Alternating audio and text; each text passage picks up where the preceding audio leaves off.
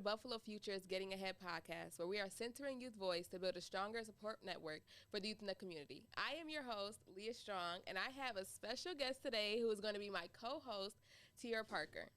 Now, as we all know, it's March and it's Women's History Month, so we just want to just shout out a few women who have been influential in our community. So first, as you mentioned, we're in Women's History Month. We're just finishing up Black History Month, so I feel like the best woman to start off with would be Mary Ellis Pleasant. She was a Black woman who passed as white. She collected as much funds as possible and then helped fund the Underground Railroad. So with us being in Buffalo and being a part of the Underground Railroad, I felt like it was best for us to start with her. And then also do a shout out to Kate Serrata, our executive director. Oh, yeah. Thinking of Maria White, Felicia Beard of the Community Foundation. Also, can't forget April Baskin, our chairwoman. And then, you know, just all the women that we're going to talk about through this month. Right? Yeah. So being Women's History Month, who do you think is like most influential in your life? Like whether it's you've met them before, online, just anywhere. What do you feel like? Just someone who's have like a woman that has impacted you in any way. Well, most definitely my mother.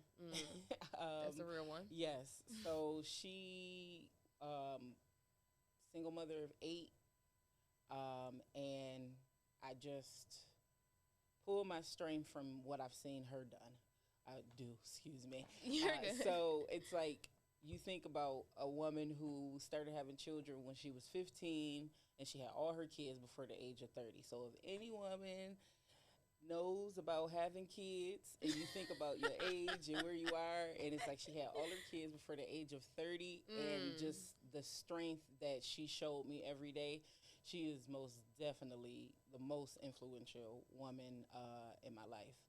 That's definitely a good question to start off with, so I'll throw it back at you. Okay. So this person I haven't met, but oh my gosh, I just love her so much. Her name is Jackie Hill Perry. And it's just like her just wisdom. It's just be speaking to me every single day. Just any like time I watch her podcast with like her husband, or like anytime I just watch her preach or anything like that, like she speaks and just like very like encouraging and very inspirational. And so I just gotta pick her because I'm always telling somebody about Jackie Hill. Somebody. I'm just like, you gotta learn about Jackie. You don't know enough. Well, I'm gonna look her up. Jackie Hill Perry. Yeah. Jackie Perry Hill.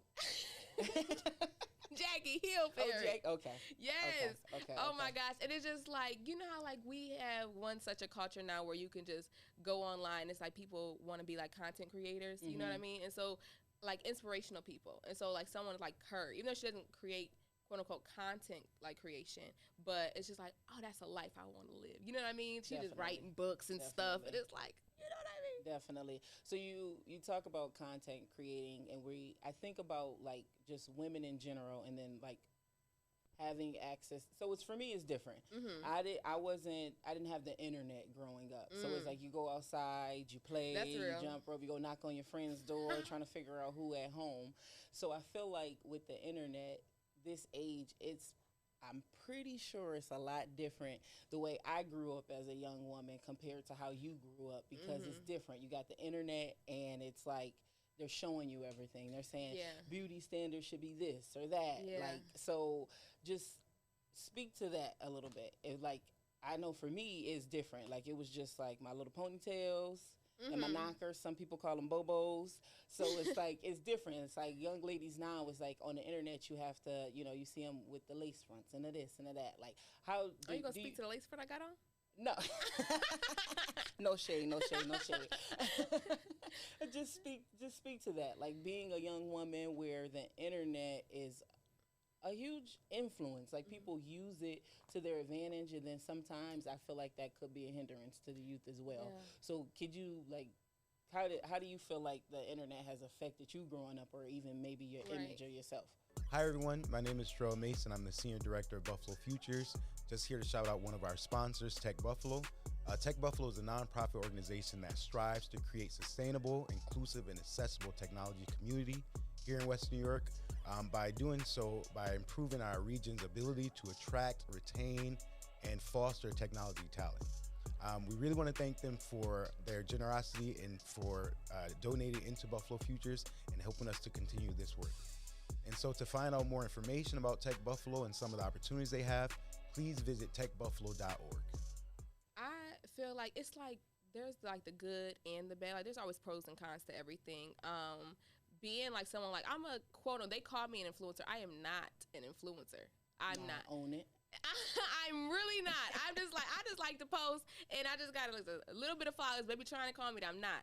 But it's just there's pros and cons because people want you to be a certain standard. Like as I said, like watching those videos, and it's like someone just gets up and they do this in the morning, that in the morning. It's like, dang, you just had a very productive day, and I just sat at home or something. You know what I mean? It's like they just push you, but it's good and inspirational. But when you see so much of that, it's like, oh, and people be faking it sometimes too. That you only doing it for this, you only doing it for that, and everybody wants you to be a certain person now. Like you have to be what society wants you to be because it's posted, and it's like I don't need to be whoever they want me to be. I'm gonna be me.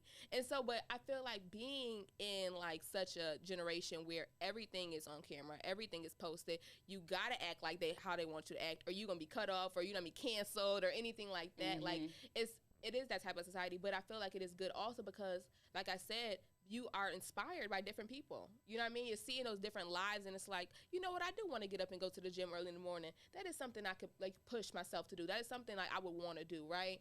And so I feel like there is also like, you know what I mean, pros and cons to it. But I like grew up in the half and half where my dad wouldn't allow like phones at the dinner table. Okay. And so it was like, there's no going to dinner table. We all gonna eat together. You gonna put your phone in. The guy can't just be like, you know, in the one floor. You got to go back to your room. Put your phone in your room. I don't want to hear a ding, right? And so it's like, no, you gonna go outside. Get off your phone. There's a park right there. You're gonna go outside. But then it's like shifting into like, now I'm still a teenager though, and like we're getting older, but it's like the phones is in our faces. That's true. My son, he was like, I can get a phone. I was like, you're 9, so we'll revisit that in a couple years. But I think that's interesting when you mention like your father, in regards to saying like, hey, this is our standard. So I think that's what it boils down to.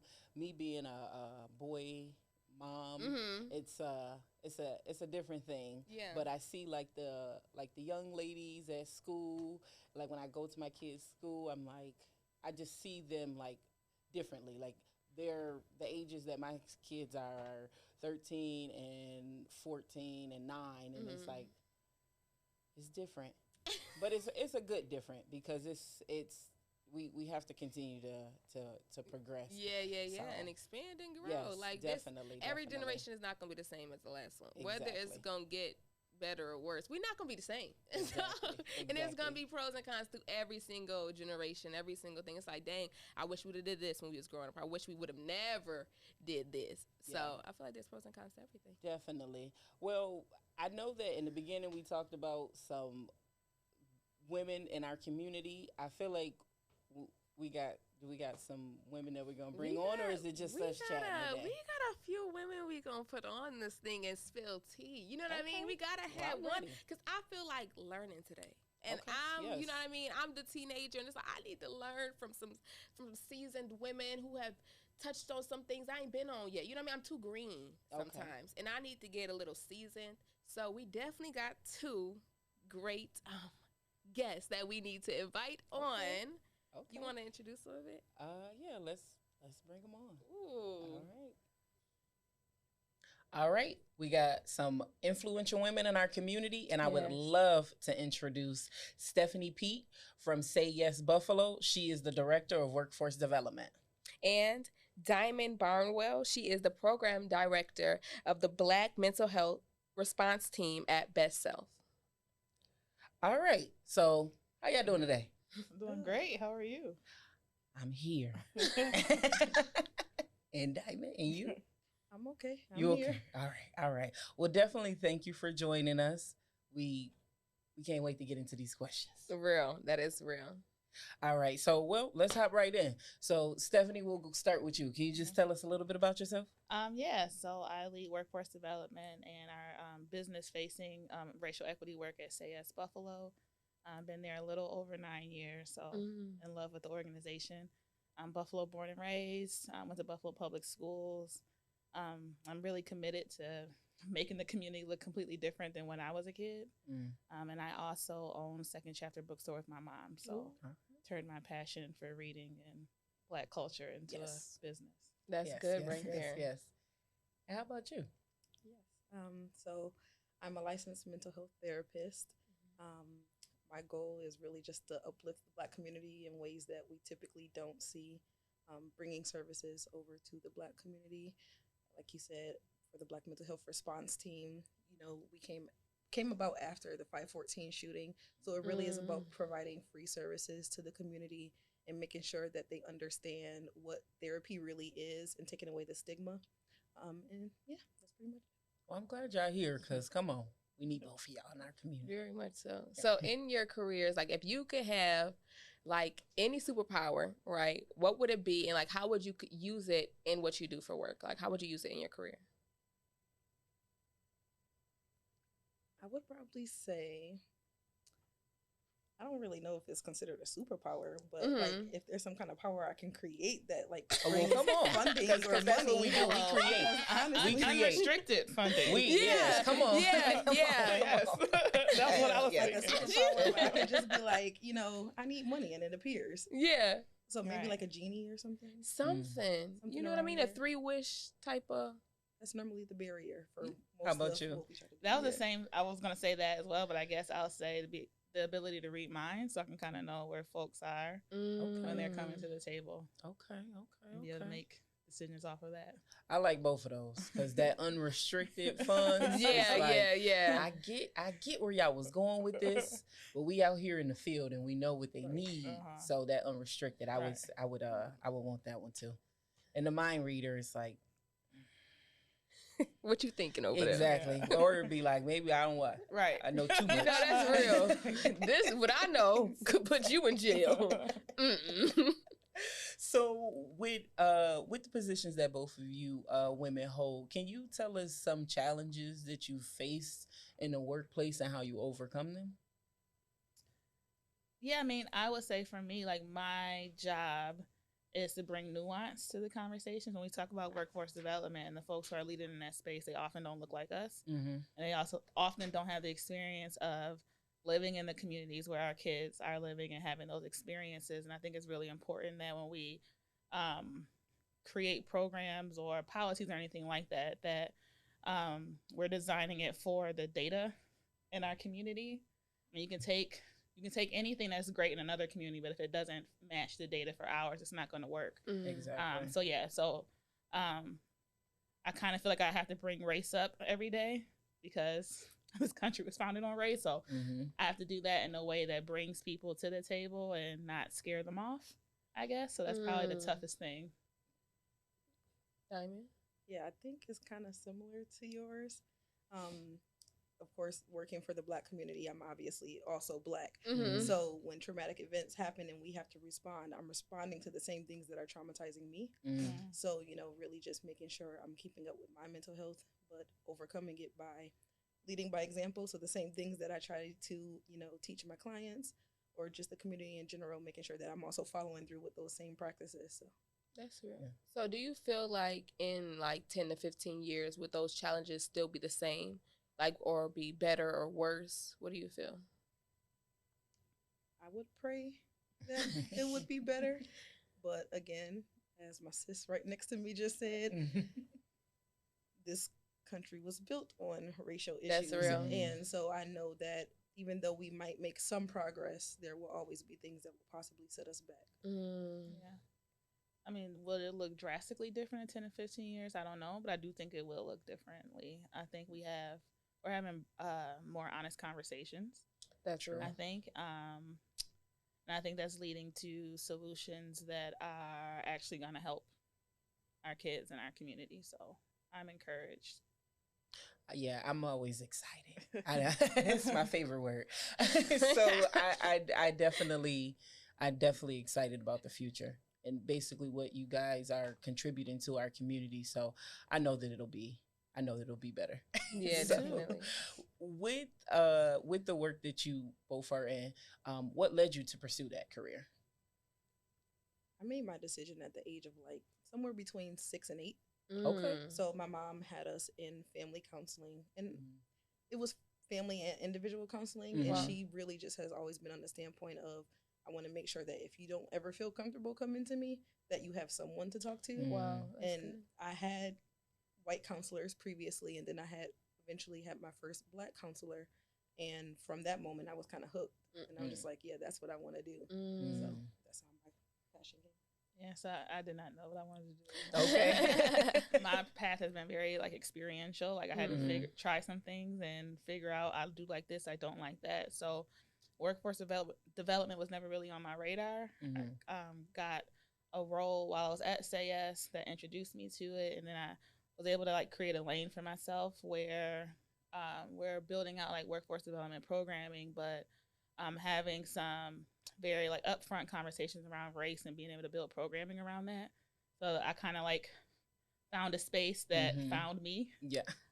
So it's been great. So that's how I eventually got into this space, but it was never, I had no idea what I wanted to do up through my 20s. So it was all about figuring it out. Do you guys see yourselves like doing this for the rest of your like life, or do you feel you're like your passions may change or just expand a bit more in like with the work you're already doing, or do you feel like you could be different? I mean, I love this space, and I think there's so much opportunity, especially when you're talking about being able to build frameworks within like anti-racism. So I mean, the sky is the limit because the problem is so big. Right. So for me, I love the work that I do, and I've been able to marry that quite a bit with like my love for reading and things like that. So I could definitely see myself still being in this space in the future.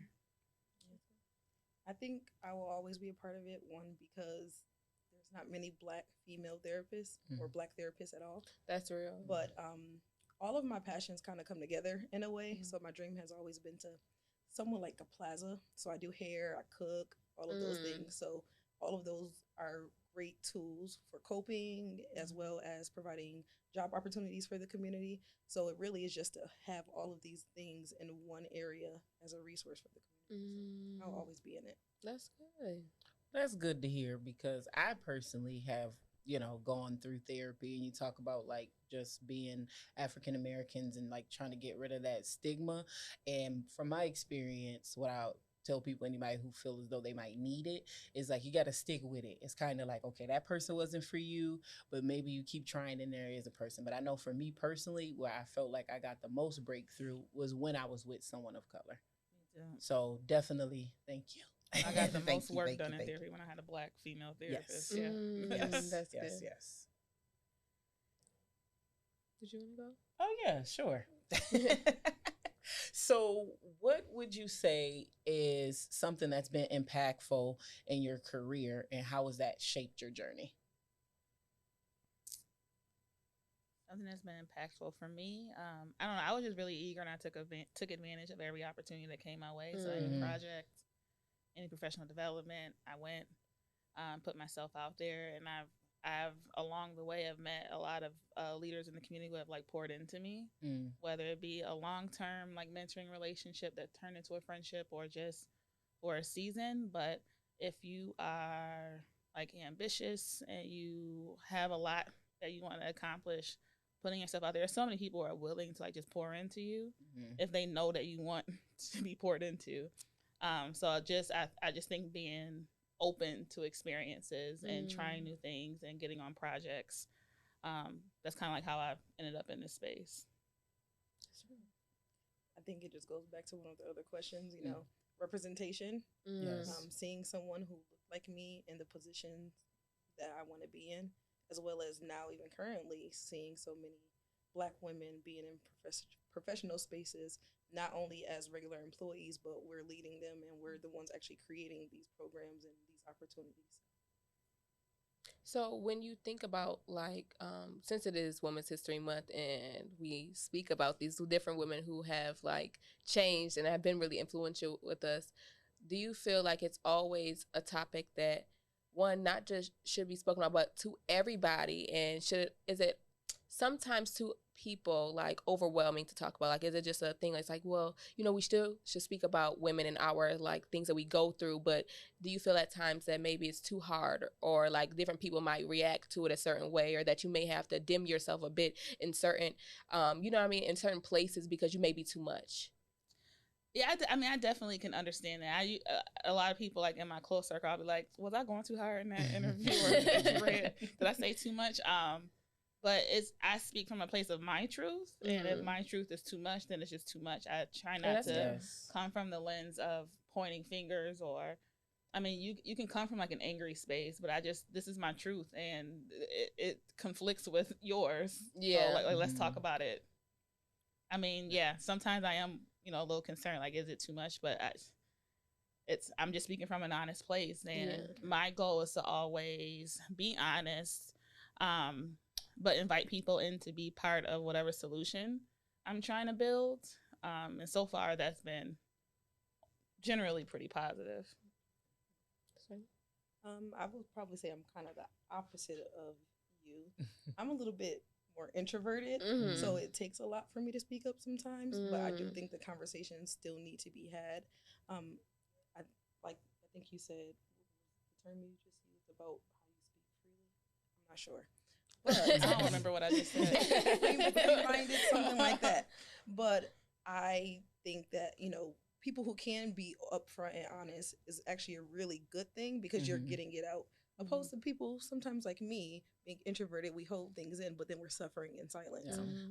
And a lot of times we have really great ideas and really great thoughts to contribute to the conversations that are being had, but because we're not as extroverted, we're not giving up those, you know, opinions. Hi, my name is Dymone Mason. I'm the Senior Director of Buffalo Futures. I'm here just to shout out one of our sponsors, Best Self Behavioral Health, which is actually the largest mental health, behavioral health agency here in Western New York. With a host of programs ranging from adolescents to senior age, over 90 different programs in 70 locations. I just want to thank them for their generosity to Buffalo Futures, as well as to myself and the community. For more information, please see bestselfwny.org. So just a follow-up to that, I am pretty introverted. Like, this work has made me be a lot more direct. Like, I did a disc when I first started at Say Yes, and did one recently, and I was like, my D is a lot higher than it was back then. Yeah. But for me, I can totally understand, like, not wanting to put yourself out there, or like just being, you know, that's just not comfortable for you. What happened with me is that I came into workforce development from like a casework and like social work background, so working with kids, families, and schools, to now pivoting to now I'm in rooms with predominantly older white men most of the time, and it produced so much anxiety in me, like it was like almost crippling. And my mentor at the time was a white male CEO, was just like, you should speak about this more, and then I'll back you up. So that was kind of the door opening. And I haven't shut up since, but. Well, that's good, because we had a conversation. So we're a part of the DEI committee with our organization at the Service Collaborative, and we talked about ally versus accomplice. So in that moment, he was going to be your accomplice. I feel like a lot of times what happens is it could be uncomfortable talking about, you know, being a woman in a workplace. It could be uncomfortable talking about being, you know, African American or whatever, like, but it doesn't have to be. And then once you have that accomplice that's with you, where it's just like, it gives you like, you know what, I am gonna say this. Yeah. And I know you've probably impacted a lot of people to make them want to say something. Yeah. So I definitely thank you for that. A good friend of mine has said an accomplice is willing to take the hits for you. That's good. Exactly. That's exactly it. So that goes right into our next question. So we talk about being women, but it's being Black women in your profession. Can you talk about some challenges you faced and how you've overcome them, or are you still overcoming them? I think in my profession, because it's such a rare thing to see Black counselors, it took a toll on me when I was working in clinic. I specifically expressed, you know, I don't want to be the Black counselor because I have a specific goal of getting my licensure, and the licensure isn't a Black person test. It's a everyone test. So, and it was because, well, people need a Black counselor and you're the only Black person, so we have to send them to you. So I think that's the challenges, is sometimes like we don't have a say. It's like, you should just be grateful to be here and do what we say. And I wasn't having that. Oh, yeah, that's terrible. Yeah, I mean, I guess I would say a big thing that I deal with being a Black woman is like equity. One being compensated for additional labor. I feel like a lot of folks, especially if you are a higher profile, will try to pull you into things. And now I'm at the point now, like, okay, so what is your budget? But it took me a while to feel confident enough in that and like build a body of work where I can say that. I think a lot of times we look at it as an opportunity. So we'll do it just because it's an opportunity, or feeling like if I say no, I might get boxed out of another opportunity, or I might make it difficult for the next Black woman after me. But I'm just really big on, you know, there's always money. Once you get to certain rooms, you're like, there's always money, even if it has to be pulled from somewhere else. So I'm really big on, you know, yes, my heart can be for the community, and yes, I'm passionate about what I do, but I come with a certain amount of education and skill set, and compensate me for it. Yes. So how did you, like, for both of you, like, being that you are one of the only, you know what I mean, Black therapists here, and then like facing those struggles and those challenges, and also being with what you just faced, like, how do you stay true to yourself and your values? Like, as you were saying, like, no, I'm going to stick to what, like, I want and what I do, because you got to protect you first. And so how did you even get to that point? Like, what helped you stay true to you? Like, what helps you today stay true to you and your values? Therapy helped me a lot. And I would say I have like a really strong circles of support in different spaces, and they're not all Black women, even though I do have a group of Black women where it's just like, I need some time, or, you know, they help hold me accountable. I have support from folks from all different walks of life, different ages, different careers, who I can say like, hey, can we get lunch, and be able to have honest, like really vulnerable conversations that I probably can't have as publicly. But as I mentioned before, like, I just believe in just speaking from a very honest place. At the end of the day, it's easier for me to have it out than to carry it. So that's just kind of like my MO right now. I'd say God only, because even with having support in my family and friends and, you know, having self-care, nothing compares to being able to sit and pray and, you know, really talk to God and be like, hey, I'm really going through it. Come on. My mom always used to say, like, you don't make any decisions, you don't move out of flesh, you do it when God's timing is. And if you don't, you'll be reprimanded for it. Yes, So you will. I'd rather go the easy route. Yes. Now that's the truth. So I think about me, and I think about, like, I put all of these things on me. I think about, like, okay, am I working too much? I got kids. Am I not, you know, being there for my mom? Am I, like, so it's like I kind of almost put so much on myself, and like, I'm my hardest critic. So, like, do you feel like women put like certain stereotypes on themselves when it comes to just being like in the work environment, or just out in the community in general? Because I know for me, I personally do. How do you? Yeah, I think we definitely internalize the pressure that's put on us.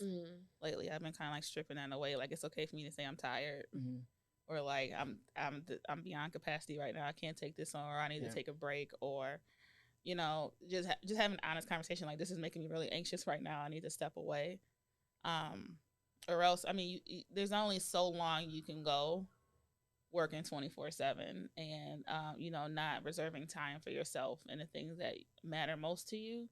So I still work every day, but I've been carving out spaces for myself. Because you'll hit a wall that you won't be able to recover from physically. Yes. That's real. How about for you? I think, is we can't break. We can't show weakness. We have to be strong. And a lot of times we can't be strong for ourselves. So how we can be strong for somebody else? You know, so I think that's the biggest thing for me. Is like, I feel like I always have to be, you know, the one. I can't show any kind of weakness, because if I do, it's going to be used against me later on.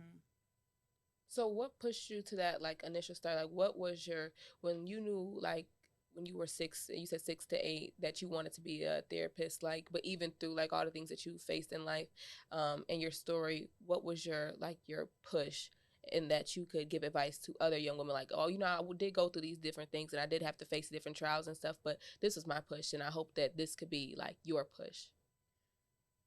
Honestly, I wouldn't say it was a push that would be inspirational. It was my mama said, you going to college. It wasn't really an option. So it was like, either I'm going to do it or I got to find a place to stay. The same thing. I was gonna say too, like, did you grow up in the household too, where like your parents pushed like, college, or pushed these different things in life, where like you had to be this person, or you just felt like a failure or something? So it's like, regardless if you wanted it, they wanted it more than you, and so you gotta walk into it regardless. And so, did you feel like that as well?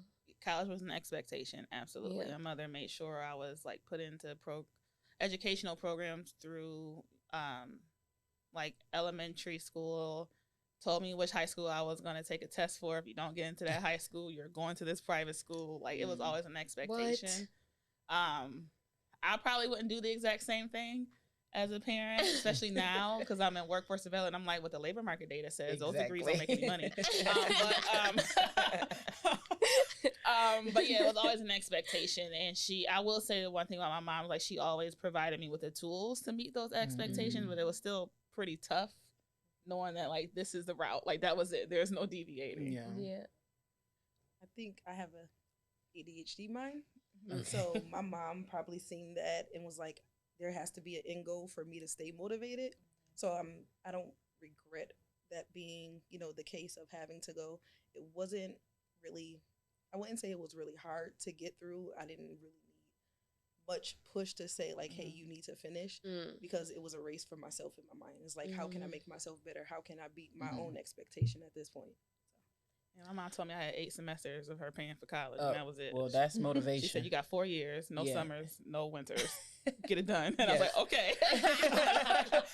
Well, that's crazy. That's definitely some motivation when it's like, somebody that the clock is ticking, so I better let me just do what you told me to do. So with that being said, like, you felt as like you had a path that she paved and she gave you the tools to make sure that you could get there, and then yours was just your own self drive to get there. If you could switch careers with someone for a day, like, what type of career would it be and why? I love theater, especially musical theater. I would love to be on Broadway for a day. Oh yeah. You got like something a certain completely musical? different. Okay. How about for you, Dymone? Honestly, I was gonna say about the same thing. It will probably be some kind of R&B singer. Maybe. I would probably say maybe Indy Irie. I play guitar, love singing. I went to performing arts high school. My kids go there. But would there be like a certain musical you would want to be in? No, honestly, I'm into a little bit of everything. Like, honestly, today I was listening to some of the soundtrack from Hamilton, like, in the car. I like theater and I like musicals. I don't like no musical. Oh my gosh, I hate it. I love it. Yeah. My son is that way. He's like, jazz hands. Put on Dreamgirls. I won't shut up. Yes. Now then, yeah, I'm definitely not in that pack because I hate a musical. It's just like, dang, that's too much singing.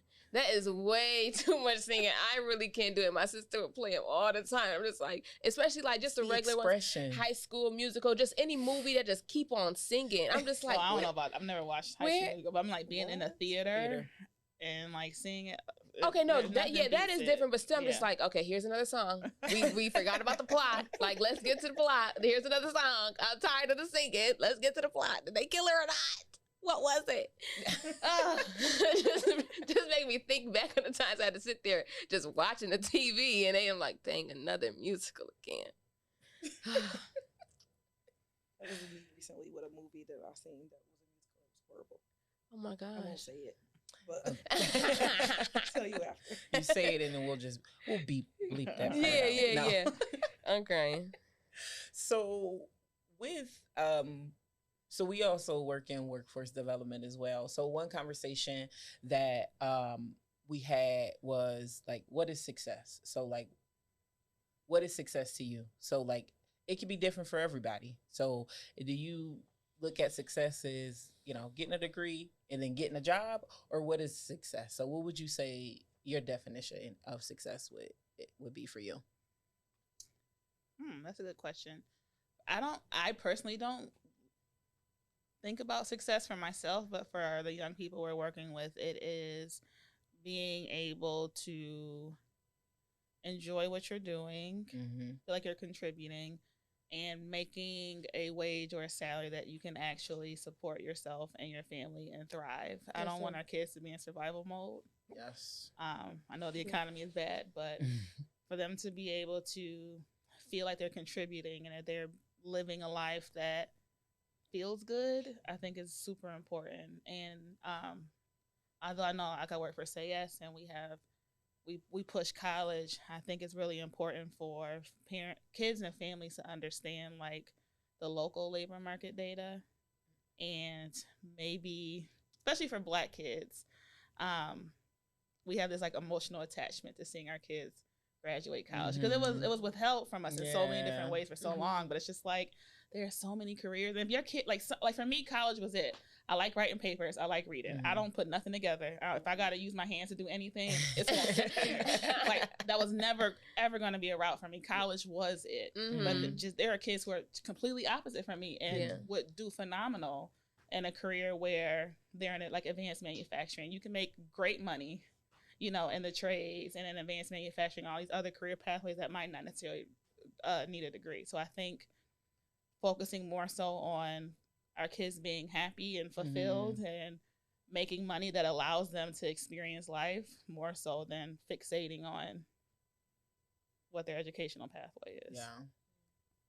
For me, success, like at least for my own life, is really just following whatever purpose God has for me. Yes. It's not really about if I feel comfortable in it or if I feel good, because Jesus didn't feel good when he was here all the time. So it's really just whatever God sent me here for, praying and figuring out what that is and making sure I'm following that path.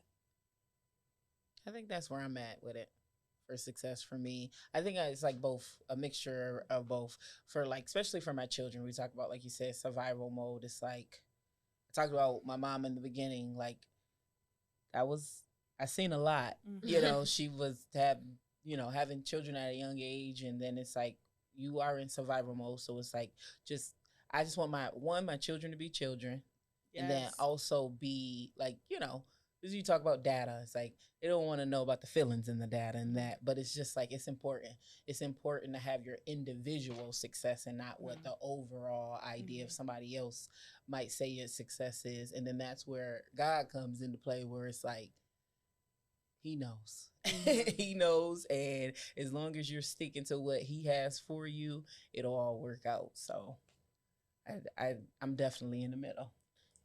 I would think success, it's like whatever you want to do, and as long as you love what you're doing, like as long as you feel good, and it's just like, you know, if you okay with what you at, and it doesn't matter, like, because people like you, I told you, in this generation, it's like, oh well, you gotta be the biggest one, the most famous, the one with the richest, like, you know, got the most money, biggest houses, biggest cars, biggest chains on the neck. It's just like, it's a lot, but I'm like, that is not success, because a lot of people, no shade, wear big chains but no money, and so I'm just like, but that's our generation, and I'm just like, if we will do that, a lot of people will sit there and it's like, oh well, they look really good on the internet, but they the same ones asking for this and that, and it's like, we got to stop faking it. We got to stop faking what success looks like. Like, success does not look like having the biggest things or having the most of something. Success is like being like enough. Having enough. Like, and my dad would always say, he's like, there's 3 lands. He's like, there's the land of not enough, there's the land of enough, and the land of more than enough. And so, but the thing is, my dad grew up very, very poor, right? And he said, I've been to the land of not enough and the land of enough, so there's only one land left for me. I'm only going to the land of more than enough. I've been to the other 2 lands. And I'm just like, Dad, you're going to that land of more than enough, then, Dad. And but it's like, just reaching somewhere high, just where you want to be. If you want to be at the enough state, and I like the enough state, it's like sometimes you could just splurge a little bit. You know what I mean? Just where you are like mentally okay. You're not spiritually okay. Like where you could just physically okay. You're just like, I feel good with myself. I feel good. Everything's taken care of. Family taken care of. I'm okay. Like that's what I feel like success is. It's not the biggest things or the most of this. It's like, no, I feel good and I don't need for anything. Yeah. And like, cause he would say that also, he's like, okay, if you want something, when want is in the room, that's okay. But when need come in the room, when you say, I need this cause I ain't got it, that's when you got an issue. And I'm just like, that's a real, like I'm like, that's a real thing, Dad, because need shouldn't be in the room. Yeah. It's like, I should have everything I need. And I want, it's like, I don't really need that, but it's a want. So I will say, we talk about success. This was a success. Come on. Yeah, this was, I thank y'all for coming home. Come on. Yeah, so definitely. And I know that we talk about, like, we ended on, like, success, but it's like, you ladies are definitely succeeding. And I appreciate you guys coming on. And I love seeing you in the community. I'll be like, hey, girl. Yeah.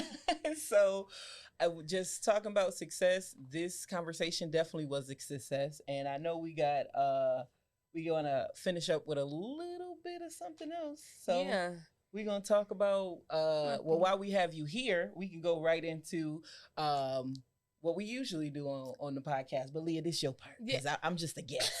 So I'm going to let you do what you do. So as you all know, we always pick a book to shout out from the Second Chapter Bookstore, which we have the owner of on the podcast. Okay, so this one is called I Shall Not Be Moved by Leah Angel Daniel. And she's someone from Buffalo, too. And so you got to go check this book out. Fostering Greatness. Yeah, from the Second Chapter Bookstore. Yes. Second Chapter Bookstore. I need you to understand. And then Stephanie P, she's right here on the thing. She's with us today. And then we also want to shout out a youth. As you all know, we always shout out a youth. And her name is Maddie. And she just posted and just got her website up for marketing and communications. So definitely go check her out if you need anything like that. And so we really thank you guys for coming on this podcast with us and sharing your time and your testimonies. And as we always say, see you in the future.